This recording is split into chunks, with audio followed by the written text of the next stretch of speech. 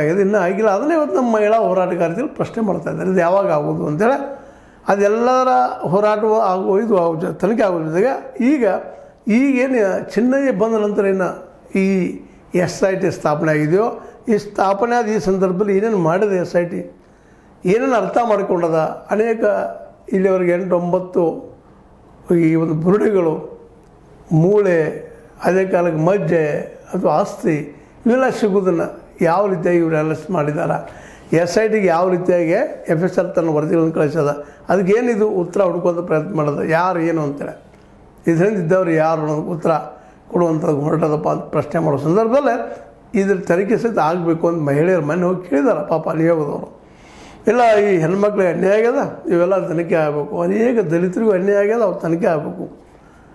ಮೊದಲೆಲ್ಲ ಅಲ್ಲಗಳೆದ ಇಲ್ಲಪ್ಪ ಏನು ಸಿಗ್ತಾ ಇಲ್ಲ ಅಂತ ಮುಖ್ಯಮಂತ್ರಿಗಳು ಹೇಳಿದ್ರು ಸಹಿತ ನಂತರದಲ್ಲಿ ಎಲ್ಲ ಹೆಣ್ಣುಮಕ್ಕಳು ಮುತುವರ್ಜಿ ವಹಿಸಿ, ಕಾಳಜಿ ವಹಿಸಿ ಇಷ್ಟೆಲ್ಲ ನಡೆದಿದ್ದಾವಲ್ರಿ ಇವುಗಳ ಘಟನೆಗಳು, ಇವ್ರ ನಿಜವಾದ ತನಿಖೆಯಾಗೆ ತಪ್ಪಿತಸ್ಥರು ಯಾರು ನಮಗೆ ಗೊತ್ತಾಗಬೇಕಲ್ಲ ಅಂದಾಗ ಆಯ್ತು ರೀ ಮಾಡೋಣ ಅನ್ನೋಂಥ ಮಾತು ಮಾಡಿ ಒಂದಿಷ್ಟು ಖುಷಿಯಿಂದ ಕಳಿಸಿದಾರಂತ ಹೇಳ್ತಾ ಇದ್ದಾರೆ. ಅವ್ರ ಬಾಡಿ ಲ್ಯಾಂಗ್ವೇಜ್ ಏನಿತ್ತು, ಅವರು ಯಾವ ರೀತಿಯಾಗಿ ಹೇಳಿದರು ಅದು ಬೇರೆ ವಿಷಯ. ಆದರೆ ಅದ್ರ ಬಗ್ಗೆ ಹೆಚ್ಚಿಗೆ ವಿವರಣೆ ಇರಲಿಲ್ಲ, ಮಾಡಲಿಕ್ಕೆ ಆಗೋದಿಲ್ಲ. ಯಾಕಂದ್ರೆ ನನ್ನೊಳಗೆ ಏನದ ಅನ್ನೋದನ್ನು ನನ್ನ ಬಾಡಿ ಲ್ಯಾಂಗ್ವೇಜ್ ನೋಡಿ ಹೇಳುವಂಥದ್ದು ಭಾಳ ಕಷ್ಟದ ಕೆಲಸ. ಆದರೂ ಮುಖ್ಯಮಂತ್ರಿ ಸ್ಪಷ್ಟವಾಗಿರೋ ಮುಂದೆ ಈ ಅಂತಿಮ ವರದಿ ತರಿಸ್ಕೊತಾ ಇದ್ದಾರೋ SITಯಿಂದ, ಈ ತರಿಸ್ಕೊಂಡು ಅದ್ರ ನಂತರದಲ್ಲಿ ಹೆಣ್ಣುಮಕ್ಕಳ ಬಗ್ಗೆ ಮತ್ತೆ ತನಿಖೆಗೆ ಆದೇಶ ಮಾಡ್ತಾರೋ. ಯಾಕಂದ್ರೆ ಅವ್ರು ನಡೆದ ಘಟನೆಗಳು ಸಣ್ಣವಲ್ಲ ಇವೆಲ್ಲ ಕೊಲೆಗಳು.